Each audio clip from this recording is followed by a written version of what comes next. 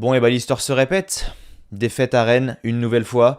La saison dernière, on perd 4-1. Là-bas, lors du match aller, on perd ensuite 4-2 chez nous au Groupama Stadium. Là, cet après-midi, pareil, on perd 3-2. C'était quand même beaucoup mieux. Mais il y a un truc. Il y a un truc contre cette équipe, c'est pas possible. Alors je sais que Genesio, le match contre l'OL, c'est le match qu'il attend le plus au cours de la saison parce qu'il veut se venger. On sait que Genesio, il a encore une dent contre l'Olympique lyonnais. Mais si en plus ça commence à être nos anciens joueurs aussi qui marquent contre nous, mais là on va où? Si t'as Gouiri, Terrier et toute la clique qui continue de marquer contre nous, où tu veux aller hein? Sérieusement, enfin, il y a un truc. Enfin, je veux dire, cet après-midi, c'est flagrant. Encore une fois, je veux dire, on perd. Genesio entraîneur. Doublé de Terrier, but de Gouiri. Il aurait pu avoir un petit Rennais qui aurait pu marquer, qui a rien à voir avec l'histoire de l'OL. Non, paf. Bruno Genesio coach, Terrier, ancien joueur de l'OL, Gouiri, ancien joueur de l'OL. Ceux qui marquent et ceux qui donnent la victoire à l'équipe. Triste sort. Enfin bref, bon, vous le savez sans doute, les amis, cet après-midi c'était la première de Laurent Blanc sur le banc de l'Olympique lyonnais. Et pour sa première, malheureusement, il n'a pas su trouver la faille pour battre le Stade Rennais. Il y a beaucoup de personnes, j'ai reçu beaucoup de commentaires cette semaine sur mes vidéos qui me disaient Mathieu, pourquoi t'as pas fait une vidéo pour parler de l'arrivée de Laurent Blanc, qu'est-ce que t'en penses, etc. Et je vous disais que j'ai pas voulu me prononcer parce que quand j'ai créé cette chaîne YouTube, donc ça date d'il y a un tout petit peu plus d'un an maintenant, c'était le premier match de la saison dernière. On avait fait 1 contre Brest, c'était le premier match de la saison et c'était le premier match officiel de Peter Bosz. Et je disais que j'avais beaucoup de confiance en Peter Bosz, que pour moi ça allait mettre un peu de temps, mais que ça allait marcher tôt ou tard. Et finalement, ça n'a jamais marché, donc là, j'ai pas voulu me prononcer pour pas porter la poisse, entre guillemets. Maintenant, bon, je peux me prononcer, premier match, première défaite. Arrivée de Laurent Blanc, qu'est-ce que j'en pense? Alors, je vais pas détailler ça pendant un quart d'heure, je vais vous donner mon avis là assez rapidement. Je suis content de l'arrivée de Laurent Blanc, sincèrement, parce que je trouve qu'on s'en sort bien par rapport à ce qu'on aurait pu avoir, effectivement. Pour moi, si on aurait eu un mec comme Gourvenec, Julien Stéphan, parce qu'il va pas tarder à se faire virer de Strasbourg, Rémi Garde ou quoi. Non, ça non, s'il vous plaît. Non, donc Laurent Blanc, je trouve qu'on s'en sort plutôt bien. C'est un grand entraîneur, mine de rien. Beau parcours avec Bordeaux, beau parcours avec le Paris Saint-Germain. Je trouve que depuis l'RQSI, le meilleur visage du PSG, en tout cas celui que j'ai préféré personnellement, c'est quand Laurent Blanc était entraîneur avec ce milieu de terrain, la Thiago Motta, Matuidi, Verratti, c'était quelque chose, l'attaque, la Zlatan, Cavani sur le côté, bref, c'était vraiment une très très grosse équipe et j'étais charmé par ce Paris Saint-Germain là, pardon. Après, bon, il a été au Qatar, ça je veux pas en parler parce que c'est pas réellement important. Là, je te parle vraiment du haut niveau, son expérience en Ligue 1. Laurent Blanc, c'est plutôt satisfaisant. Et du coup, j'ai regardé les conférences de presse, donc sa conférence de presse de présentation lundi dernier. J'ai également regardé la conférence de presse donc d'avant-match, donc c'était vendredi. Et j'ai été séduit par son discours, j'ai été séduit par ce que dit Laurent Blanc, par ce qu'énumère Laurent Blanc, par ce que va essayer d'apporter Laurent Blanc, parce que mine de rien, l'OL est en crise. Et au moins c'est clair avec Laurent Blanc, contrairement à Peter Bosz où c'était un petit peu plus compliqué de comprendre où il voulait aller. Après c'est pas vraiment de sa faute à Peter Bosz, il est néerlandais, il parle pas extrêmement bien français, même s'il se débrouille bien, mais voilà, ses idées des fois c'était pas très clair, on avait du mal à comprendre. Là Laurent Blanc c'est clair, jusqu'à la Coupe du Monde, faut pas s'attendre à du beau jeu, le but c'est de prendre des points. Donc peut-être qu'on va se faire chier, mais au moins on va essayer d'aller prendre des points. Malheureusement là ça l'a pas fait. Mais je suis content d'avoir un gars comme Laurent Blanc, sincèrement. Et au vu de ce que j'ai vu cet après-midi, je suis plutôt optimiste. Je suis plutôt optimiste parce que j'ai vu des choses très différentes par rapport au dernier match. On va se baser sur les deux derniers matchs, le match contre Lens et le match contre Toulouse où finalement je n'avais pris aucun plaisir. Là certes on perd 3-2 contre Rennes. À Rennes, on sait que la saison dernière on s'est pris 2 pilules, là on perd 3-2, ça va encore. La semaine dernière, il y a 2 semaines plutôt contre Lens, on perd 1-0, mais on n'a pas vu le jour. Dès qu'on avait le ballon, on savait pas quoi en faire. Contre Toulouse, on fait une bonne entame de match, mais dans le jeu, c'était pauvre, on fait 1, bref, on pouvait plus continuer avec Peter Bosz. Et là, mine de rien, même si on perd 3-2 cet après-midi, j'ai vu beaucoup de bonnes choses et j'ai pris du plaisir à regarder l'OL et je pense que c'est ça le plus important. Et Laurent Blanc, par rapport à Peter Bosz, c'est vraiment quelqu'un d'opposé, je trouve, en termes de caractère, en termes de gestion. Sur le terrain, du moins dans sa zone technique. Peter Bosz était quelqu'un qui avait tendance à être sur son banc au début du match, tranquillement, et à se lever aux alentours de la 5e, allez 10e minute dans ces eaux-là pour commencer un petit peu à donner de la voix. Laurent Blanc, du début jusqu'à la fin. Alors peut-être qu'il s'est assis quelques fois, mais en tout cas, du peu que j'ai vu du début jusqu'à la fin, il était debout dans sa zone technique, limite prêt à rentrer sur le terrain, à encourager, à motiver les joueurs, à donner ses consignes. Et c'est quelque chose dont l'OL avait, je pense, besoin en faire de se faire bouger un peu. L'OL est en grande difficulté. Gros manque de confiance, comme l'a dit Laurent Blanc, le but c'était d'alléger les têtes parce que quand t'enchaînes des défaites comme ça, c'est très très compliqué. Là sur les 6 derniers matchs, les amis, on a fait 5 défaites et un match nul, ce qui est énorme, franchement, il y a de quoi s'inquiéter. Mais bon, comme je l'ai dit, voilà, je suis plutôt optimiste pour la suite. On en reparlera à la fin de la vidéo, mais la semaine prochaine, on joue contre Montpellier.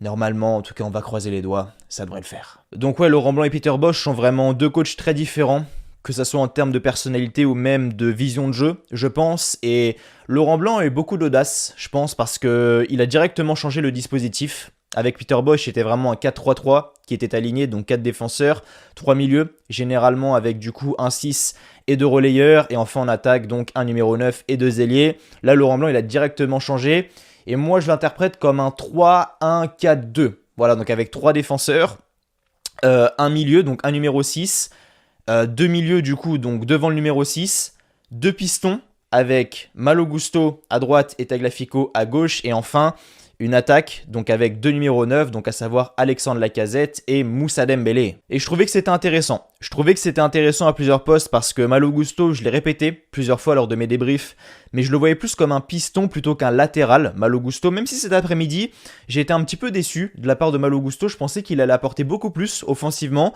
Je trouve qu'il apportait plus quand il était latéral que là cet après-midi en tant que piston. Alors peut-être qu'il doit s'y faire à ce poste-là, mais voilà, je le trouvais plus efficace offensivement, avec plus de percussion, plus de centre, plus de danger dans la surface adverse, donc ouais, un petit peu déçu, mais voilà, je pense que c'est le temps qu'il s'y fasse. Tagliafico, très intéressant, une défense à 3, Loukeba, défenseur central gauche, Boateng, défenseur central donc milieu, et Diomandé, défenseur central droit.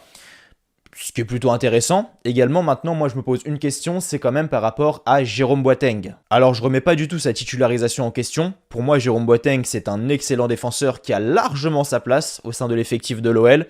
J'étais même déçu la saison dernière, lorsqu'il y a eu cette embrouille avec lui, justement, et Peter Bosz, et qu'au final, Peter Bosz lui a fait la gueule et a décidé de ne plus jamais le mettre. Là, Jérôme Boateng, il est là, défenseur central, patron de la défense, vraiment au milieu des trois. Et du coup, c'est assez intéressant. Maintenant, je me pose vraiment une seule question, c'est par rapport aux attaquants, lorsqu'il y aura de la vitesse face à lui, effectivement, parce que là, Jérôme Boateng, ça va, ok, il est physique, ok, il est grand, il est très haut de la tête, etc. Mais quand tu vas avoir vraiment un numéro 9 qui va être très rapide, bah ça va être extrêmement compliqué pour Jérôme Boateng parce qu'il est très lent et surtout on n'a personne pour couvrir derrière. Alors que quand tu jouais à deux, donc deux défenseurs centraux, en l'occurrence avec Loukeba, tu avais quand même Loukeba qui était assez rapide et qui pouvait couvrir derrière. Là malheureusement dans ce schéma à 3 défenseurs, Loukeba il est vraiment excentré, donc pour revenir faire l'effort défensif, pour rattraper la connerie de Boateng, bah ça va quand même être un petit peu plus compliqué. À l'image de la deuxième mi-temps, à un moment, on a Terrier qui est lancé en profondeur. Malheureusement, Boateng se fait lober. Terrier, il part tout seul. Il est beaucoup plus rapide. Et c'est Lopez qui est obligé de sortir et mettre une magnifique tête. Donc ouais, je me pose un petit peu une question par rapport à ça. Je trouve que le schéma à 3 défenseurs est bon. Mais voir Jérôme Boateng aligné là tout seul en défense centrale, en sachant qu'on n'a personne pour couvrir derrière, j'ai un petit questionnement là-dessus quand même. Alors là, je vous fais un débrief du dispositif, mais bon, c'est la première de Laurent Blanc, je pense que c'est normal et que ça vaut le coup. En 6, il a mis Tolisso. Alors Tolisso, bah intéressant en ce début de match, malheureusement il sort sur blessure. Tolisso, il y a un truc qui me dérange avec lui, franchement, c'est... Je le craignais, je croisais les doigts pour pas que ça arrive, mais malheureusement c'est en train d'arriver. Il se pète à tous les matchs, Tolisso, et c'est vraiment triste parce que c'est un excellent joueur. Et je remets pas du tout en question ses qualités intrinsèques. Tolisso, on sait que c'est un excellent milieu. À son niveau, c'est un des meilleurs milieux de terrain de Ligue 1, sincèrement. Mais moi, ce qui me pose question, c'est sa capacité à enchaîner les matchs, justement, parce que un coup, il se blesse, il revient pendant 2 matchs, il se blesse, il est indisponible pendant 3 matchs, il revient, il enchaîne 2 matchs, il se reblesse. Enfin, c'est un cercle infernal, en fait, pour Tolisso, et je me pose beaucoup de questions par rapport à ce joueur-là. On verra bien, mais en tout cas, ce qui est sûr, c'est que là, il s'est blessé aux ischios, et à mon avis, il va encore avoir un petit peu d'absence. Pour les pistons, j'en ai parlé. Alors Malo Gusto, j'en ai parlé. Tagliafico, je l'ai trouvé extrêmement intéressant. Franchement, superbe match de sa part. 2 passes décisives d'ailleurs. Enfin, le deuxième, c'est pas vraiment une passe décisive, mais c'est lui qui est au départ de l'action lorsqu'il centre. Bref, bravo, Nicolas Tagliafico. Au milieu, du coup, donc c'était Aouar et Cacré de base. Après, Cacré est redescendu en 6. Mais bon, Cacré, c'est toujours aussi compliqué, je trouve. Cacré, vraiment, il y a eu un gros moment où il était performant. C'était lorsque Rudy Garcia était là. Et depuis que Rudy Garcia est parti, j'ai l'impression que Cacré, c'est le néant. Je veux dire, la saison dernière, c'était très compliqué. Il a fait 2-3 bons mois là, vite fait. Là, depuis le début de saison, c'est extrêmement compliqué. J'ai l'impression que depuis que Rudy Garcia est parti, Cacré, c'est l'ombre de lui-même, sincèrement.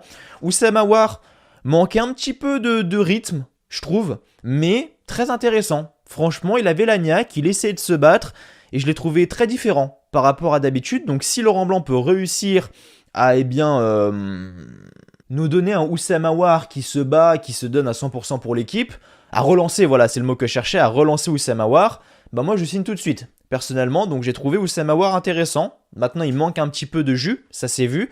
Donc à voir au fur et à mesure des matchs, mais je suis très content. Et ensuite, le duo d'attaque, Alexandre Lacazette, Moussa Dembélé, qui a super bien marché. Ils se sont cherchés, ils se sont trouvés avec des combinaisons et franchement, c'était extrêmement intéressant. À l'image du premier but d'ailleurs, où c'est Alexandre Lacazette au départ de l'action et c'est lui à la finition. C'est-à-dire qu'il lance Moussa Dembélé qui est serré au marquage, il est dos au jeu, il pivote. Donc vraiment, Moussa Dembélé en tant que pivot, il la joue sur Tagliafico sur le côté gauche. Tagliafico, dans son rôle de piston, parfait, hein, franchement parfait. Il centre pour la tête d'Alexandre Lacazette, ça fait donc 1-0. L'OL ouvre le score. Et là, tu as plusieurs choses intéressantes, c'est ce nouveau dispositif et bien les hommes qui sont au départ de l'action et à la finition. Alexandre Lacazette, Moussa Dembélé, Tagliafico et Alexandre Lacazette. Et ce but-là n'aurait pas pu être mis dans l'ancien dispositif, donc le 4-3-3. C'est impossible. Parce que Lacazette était vraiment numéro 9, alors il venait énormément décrocher, mais pas autant. Là, franchement, quand il récupère le ballon, il est limite au milieu de terrain. Il peut la jouer à son acolyte qui, lui, est devant, donc Moussa Dembélé, alors qu'avant, Alexandre Lacazette était tout seul, donc il n'aurait pas pu trouver Moussa Dembélé. Et Moussa Dembélé a trouvé Tagliafico, qui, lui, est monté, et qui ne serait sans doute jamais monté, parce que à sa place, avant, on avait Karl Toko Ekambi. Et Toko Ekambi, à part faire des appels dans les pieds, il faisait jamais d'appels sur le côté, il effectuait jamais de centre, rien. Donc là, Tagliafico avait tout le couloir gauche pour lui. Ça paye, il centre. Alexandre Lacazette buteur. Donc bravo à Laurent Blanc. Son dispositif a payé là-dessus. Donc on avait bien commencé. On avait bien commencé en marquant très rapidement au sein de la partie. En plus, le début de match, c'était quelque chose, hein. Quand t'as Oussem Aouar qui récupère le ballon, qui lance Alexandre Lacazette dans la profondeur, Alexandre Lacazette qui subit une faute par Geka, Alexandre Lacazette qui se lève et qui commence à râler, Moussa Dembélé qui court, il voit pas Stéphanie Frappard, il la pousse, Stéphanie Frappard, elle se déboîte l'épaule, le match il a arrêté pendant 5 minutes, enfin bref, c'est n'importe quoi. Et je voyais des vidéos, je voyais des photos, des screenshots, mais tu te dis, mais t'as qu'à l'OL que tu peux voir des trucs comme ça. Et... cette équipe me fait rire, mais elle me désespère en même temps. Je parlais du premier but de l'OL, qui était vraiment très intéressant. Collectivement, franchement, bravo. Bravo Laurent Blanc, parce que là, c'est la patte Laurent Blanc. On l'a senti. Maintenant, le but de Rennes, égalisation, parce que oui, l'OL menait, hein, ce qui est très très rare à l'extérieur. L'OL mène, malheureusement, l'OL se fait rattraper au score. Un but partout, effectivement, c'est Martin Terrier sur une superbe transversale de Bourigeaud qui a tout son temps d'ajuster parce qu'il n'est pas pressé. On a Oussem Aouar qui arrive malheureusement trop tard. Transversale, Martin Terrier est tout seul, il la met de la tête, il arrive à se faufiler entre la défense pour être dans la surface de réparation. Et malheureusement, là, il y a une incompréhension au sein de la défense parce qu'il y a quelqu'un qui couvre. Alors, c'est un des 3 défenseurs. Ou alors, c'est peut-être Malo Gusto qui est clairement piston et qui est clairement de l'autre côté. Donc, c'est très, très, très dommage. Mais bon, voilà, ça fait donc un but partout. Malheureusement, au retour des vestiaires, on encaisse un but très rapidement. Effectivement, c'est Amine Gouiri qui marque. C'est pour ça que je vous dis vraiment, la chance n'est pas avec nous. Terrier qui ouvre le score, ancien Lyonnais. Dès le début de la seconde période, c'est Gouiri qui marque, ancien Lyonnais. Et après, on va le voir. C'est putain de Terrier qui donne la victoire à Rennes. Sérieusement, enfin bref, centre. Diomandé est pas réellement au marquage. Enfin, je sais pas trop ce qui s'est passé, mais en tout cas, Gouiri fusille Lopez à bout portant. Ensuite, on a l'égalisation de l'OL, effectivement, en fin de match. Là, on se dit, ça y est, c'est relancé, c'est parti. C'est Tagliafico, encore une fois, sur son côté gauche. Enfin, Tagliafico, bravo. Franchement, tous mes applaudissements parce que t'as fait un super match, mon grand. Il centre. On a le Moussa Dembélé qui tacle pour indirectement gêner Steve Mandanda. Steve Mandanda qui repousse le ballon. Ça revient sur Alexandre Lacazette. Alexandre Lacazette qui frappe et qui marque. Et enfin, à la fin, les amis... c'est Terrier qui donne la victoire au Stade Rennais. Et ça, c'est cruel. C'est cruel parce qu'on a Boateng qui centre. Ça part d'une touche de base. C'est un centre qui est effectué. Damien Da Silva, son premier ballon, il n'est pas au marquage. Terrier qui met la tête et qui marque. Et on est puni là-dessus. Voilà. Donc pour résumer le match, la première de Laurent Blanc, échec, même si... je suis plutôt optimiste pour la suite. Genesio, coach de Rennes qui donne tout à chaque fois pour gagner contre l'OL. Et enfin, doublé d'un Lyonnais et but d'un ancien Lyonnais. Enfin, 2 buts d'un ancien Lyonnais et but d'un ancien Lyonnais également. Donc bref, les anciens Lyonnais nous ont baisés. Voilà, let's go. Enfin bref, bon, je suis plutôt optimiste quand même pour la suite quand on regarde le calendrier. Alors, il reste pas énormément de matchs avant le 13 novembre. Je vais prendre mon téléphone juste ici et regarder un petit peu. Même si, à mon avis, plus les jours vont passer, plus les semaines vont passer, ça va commencer à se mettre en place. Même si Laurent Blanc l'a clairement dit, il ne faudra pas s'attendre à du beau jeu au début. Le but, ça va être de prendre des points. Le beau jeu, on l'aura après la trêve, après la Coupe du Monde. Donc là, quand on regarde du coup, donc Lyon, on regarde calendrier, il nous reste du coup Montpellier. Je suis plutôt optimiste. On reçoit Lille. Enfin, on va à Montpellier. Je suis plutôt optimiste. On reçoit Lille. Plutôt optimiste. On va à Marseille. Bon, généralement, on gagne toujours au Vélodrome. Donc, à voir. Et on reçoit Nice. 35 ans des Bad Guns. Ouais, franchement, je suis plutôt optimiste pour la suite. Donc on verra bien. Mais j'ai bon espoir. Et j'espère ne pas me tromper. Parce qu'à chaque fois que j'ai dit ça, quand c'était Peter Bosch, on la prenait bien comme il faut. Voilà, les amis. C'était tout pour ce débrief du match entre l'Olympique...